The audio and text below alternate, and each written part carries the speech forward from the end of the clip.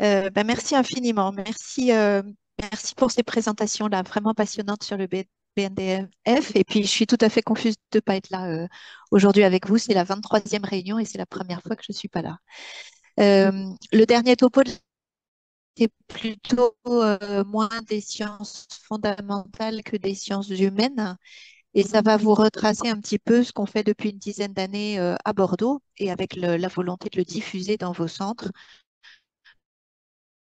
euh, autour de la fatigue et centré sur le sport, les activités physiques pour les patients qui ont une vraie collaboration de patients. Parler de Serge Laborde qui, depuis 2013, portait sous l'initiative d'Yves Perel, au début en oncologie, une collaboration avec l'Université STAPS Bordeaux. Je vais vous le montrer.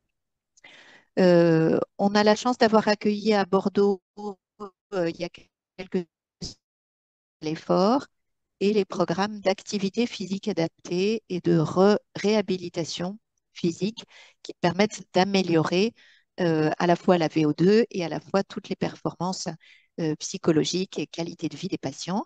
Donc, sur le modèle des cardiopathies congénitales, qui sont vraiment des maladies emblématiques où les patients, après avoir été opérés du cœur, enfants, adolescents, adultes, peuvent être fatigués et déconditionnés à l'effort. Pascal Amedro a d'abord montré qu'il y avait ce déconditionnement à l'effort mesuré par la VO2 max, qui avait donc une morbimortalité cardiovasculaire redoutée à l'âge adulte plus importante.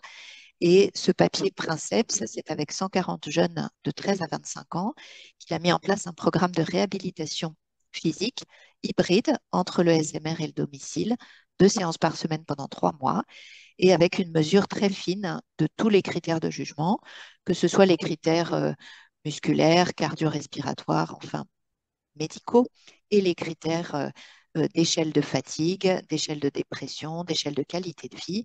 En tout cas, 3 mois de sport 2 fois par semaine, adaptés, mettent en évidence les bienfaits significativement de la réadaptation sportive encadrée pour ces patients.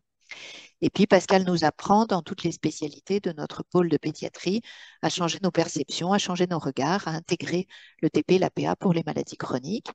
Ce projet de réhabilitation, enfin d'évaluation du déconditionnement et mise en place du programme d'APA est décliné pour les autres maladies qui sont listées là et le PTI depuis 3 ans.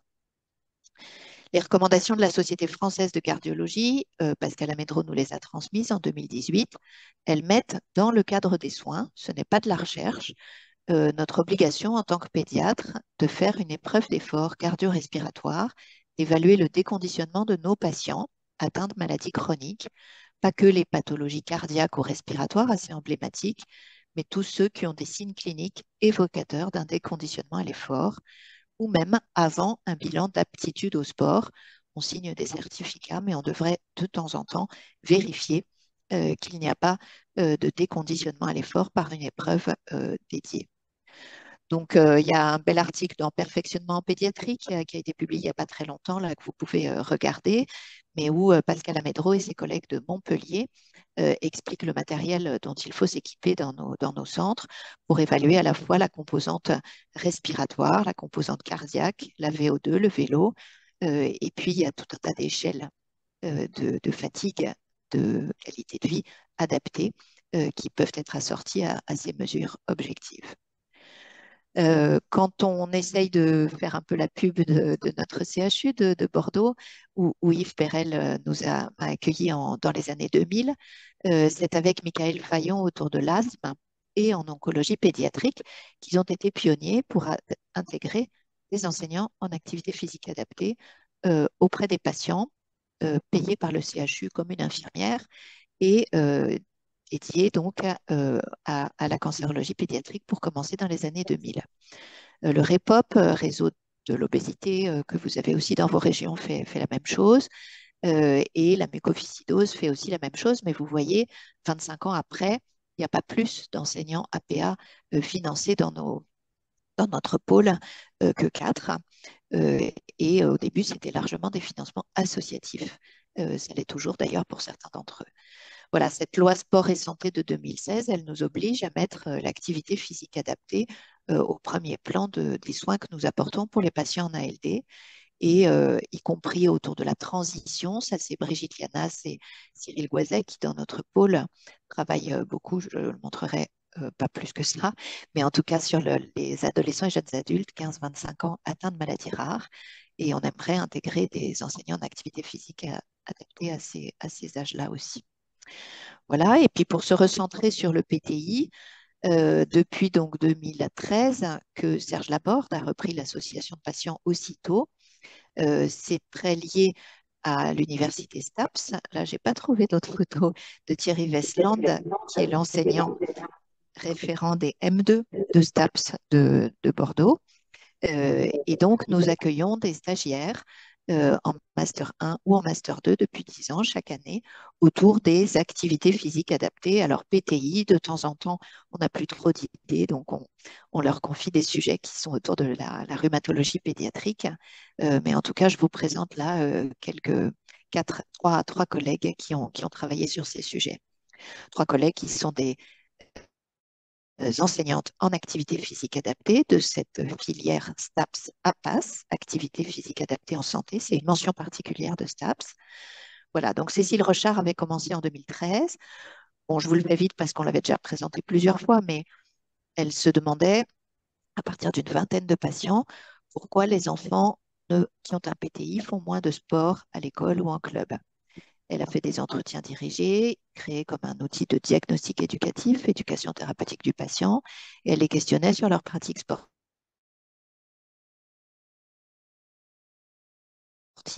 et elle déterminait les modalités de rencontre. Elle a montré que l'activité physique était préservée dans 80% des cas, mais pas beaucoup quand même. 50% des enfants faisaient peu ou pas de sport. Elle a décrit une typologie qui est vraiment intéressante, qui nous porte depuis le profil des enfants selon l'âge, le comportement moteur, la capacité à se protéger, et des parents selon le fait qu'ils sont poussants ou freinants. Et en tout cas, de ces entretiens sont sortis un frein majeur. À l'école, ils ont la trouille, ils ne connaissent pas le PTI. Il faudrait qu'ils aient un document pour connaître le PTI. Donc, Cécile a mis à profit son Master 2 en 2014 pour rédiger ce livret, Sport et PTI. Serge Laborde nous a dit hier soir qu'en 7 ans, il a fait imprimer 6000 exemplaires et Elder, Charlotte et Emma qui sont avec vous les distribuent chaque année à chacun des 30 centres de France CHU pour les distribuer à leurs patients. Et c'est grâce à Lisa, qui est enseignante en M2, STAPS, cette année, qui n'est pas loin de moi, qu'on a pu enfin faire commencer une enquête. Ça nous tenait à cœur depuis 10 ans de savoir si les patients s'intéressent à ce livret qu'on distribue à 6000 exemplaires. Et Lisa a pu créer un petit questionnaire Google Form, QR code, enfin toutes ces choses modernes qu'elle a diffusé largement sur les sites, les réseaux sociaux, qu'on va glisser dans chaque livret sport à partir de cet été-là. Et on vous encourage à demander à vos patients de remplir ce questionnaire de satisfaction, puisque là, il y a une quinzaine de réponses, mais on va continuer là, cette année à recueillir des réponses. Voilà du verbatim, les parents, les jeunes ont l'air contents d'avoir ce livret et il est destiné à l'enseignant à l'école ou au club pour lui expliquer ce que c'est que le PTI. Et puis, dans cette enquête, donc vous voyez 12 répondants, mais ça fait à peine un mois, les patients et les parents disent qu'ils le consultent donc plutôt quelques fois régulièrement. Ça, c'est intéressant. Ils ne le donnent pas qu'aux enseignants à l'école, mais ils le donnent aussi aux amis, à la famille. Ça nous a plu. Ils le trouvent très clair, 9 et 10, on est content. Et ils permettent de mieux comprendre les précautions à prendre pour la pratique du sport. Ça, c'est vraiment bien pour les jeunes, les patients eux-mêmes, les parents.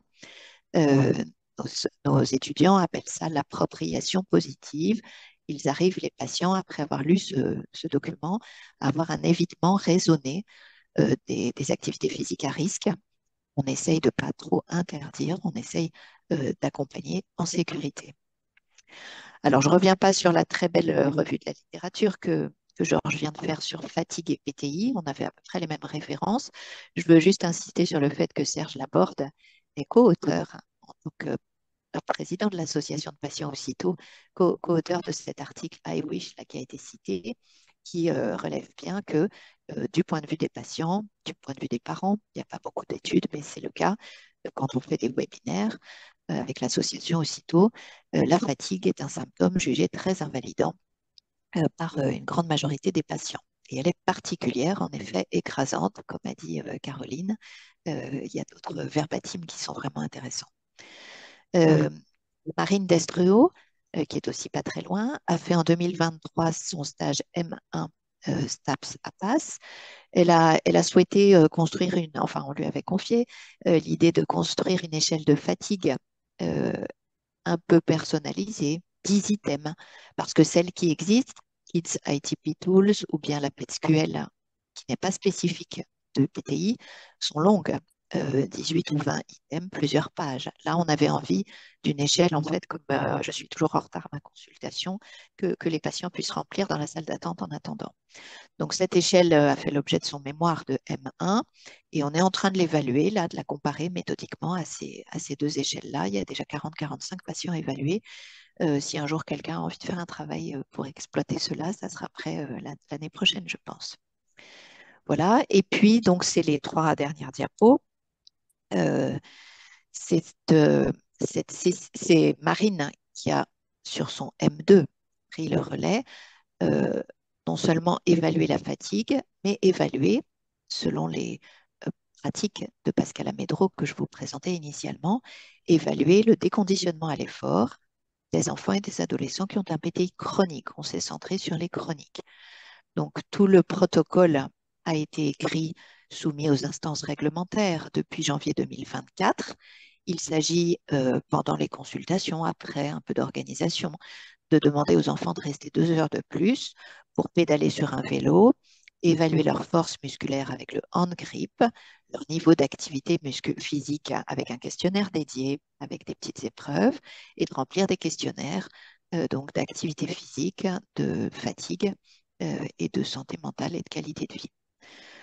Voilà, l'année dernière en juin, Marine, en 4 mois de M2, écrire le protocole, commencer à le mettre en place, avait déjà pu inclure 7 patients de chez nous et montrer, nous étions heureux, une mini corrélation entre une VO2 max qui est altérée et un score de fatigue qui est également altéré. Donc, nous devons inclure 53 patients.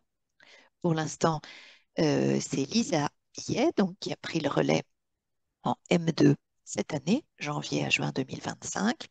Lisa Billet qui va nous présenter la semaine prochaine son M2 avec 13 patients inclus.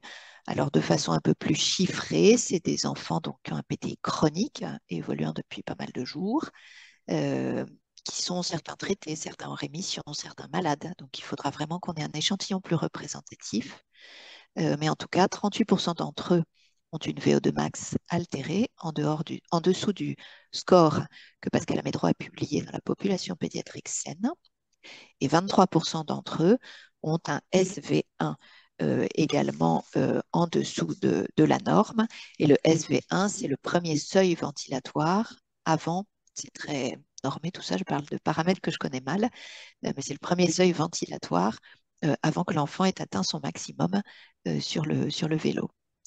Et donc, les tout premiers résultats, mais là, il va falloir qu'on aille jusqu'à 53 patients, c'est qu'il semble exister une corrélation significative entre ce SV1 et le score à l'échelle FAT-PTI de fatigue. Voilà. Le CPP devrait la semaine prochaine nous rendre son avis. Donc, quand on veut faire un protocole de recherche, janvier 2024, juin 2025, les étudiantes STAPS ont compris ce que c'était la recherche clinique à l'hôpital.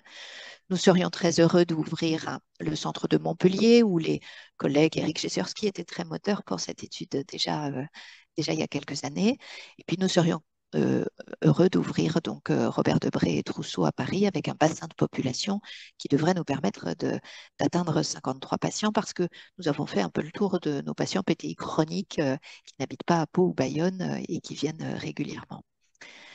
Voilà, Lisa Billet sur ce M2 des 6 derniers mois a également, dans un autre aspect de son travail, réalisé des vidéos pour faire s'exprimer les enfants autour de leur PTI, autour du livret sport, autour de leur quotidien.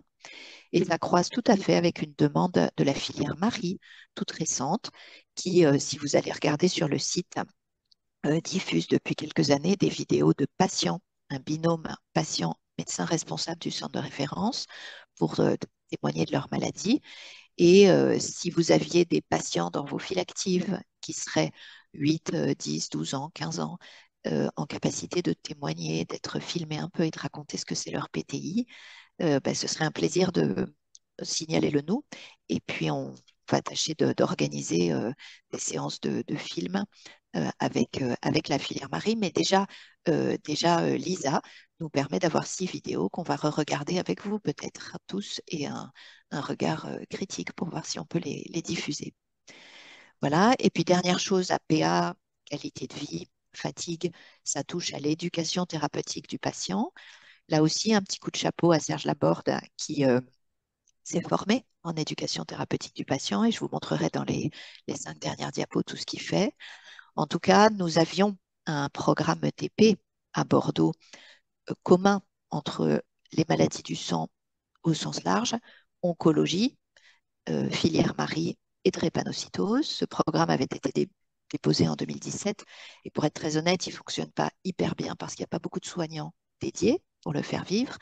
Mais en tout cas, nous avons profité de l'opportunité d'un appel à projet de la filière Marie cette année-là pour avoir un petit financement et essayer de co-construire, donc à nouveau avec l'UTEP, avec l'association de patients, un programme ETP un peu actualisé.